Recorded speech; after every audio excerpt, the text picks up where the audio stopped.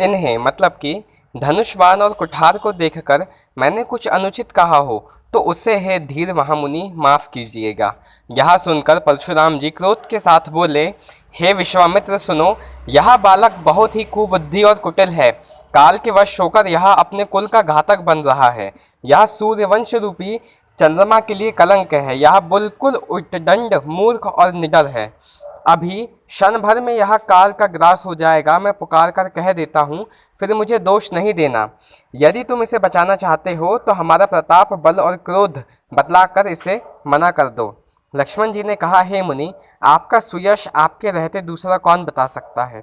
आपने अपने ही मुंह से अपनी करनी अनेकों बार बहुत प्रकार से वर्णन की है। इतने पर भी संतोष न हुआ हो तो फिर कुछ कह डालिए। क्रोध रोककर दुख मत सहिए। आप वीरता का व्रत धारण करने वाले धैर्यवान और शोम रहित गाली देते शोभा नहीं पाते। शूरवीर तो युद्ध करने में शूरवीरता का कार्य करते हैं कहकर अपने को नहीं जताते। शत्रु को युद्ध में उपस्थित पाकर कायर ही अपने प्रताप का डींग मारा करते हैं। आप तो मानो काल को हाक लगाकर बार बार उसे मेरे लिए बुलाते हैं। लक्ष्मण जी के कठोर वचन सुनते ही परशुराम जी ने अपने भयानक फरसे को सुधार कर हाथ में ले लिया और उनने बोला, अब लोग मुझे दोष ना दे।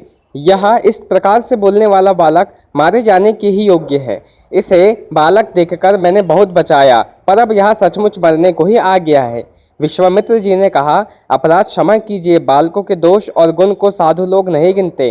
परशुराम जी ने कहा, तीखी धार का कुठार, मैं दया रहित और क्रोधी और यह गुरुद्रोही और अपराधी मेरे सामने उत्तर दे रहा है।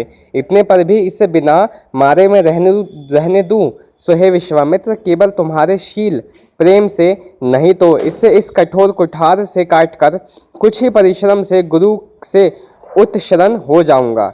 विश्वामित्र ने हृदय में हंसकर कहा, मुनि को हरा ही हरा सूझ रहा है, अर्थात सर्वत्र विजयी होने के कारण ये श्री राम लक्ष्मण को भी साधारण क्षत्रिय ही समझ रहे हैं, किंतु यह लोमही केवल फौलाद की बनी हुई है, ऊख मतलब कि रस की नहीं है, जो मुंह में लेते ही गल जाए। मुनि अभी भी बेसमझ बने हुए हैं, इनके प्रभाव को समझ नहीं सके। लक्ष्मण जी ने कहा, हे मुनि, आपके शील को कौन नहीं जानता, वह संसार भर में प्रसिद्ध है। आप माता पिता से तो अच्छी तरह उशरण हो ही गए, अब गुरु का शरण रहा जिसका जी में बहुत सोच लगा रहता है, वह मानो हमारे ही मठते आया है। बहुत दिन बीत गए, इससे ब्याज भी बहुत ज़्यादा हो चुका है।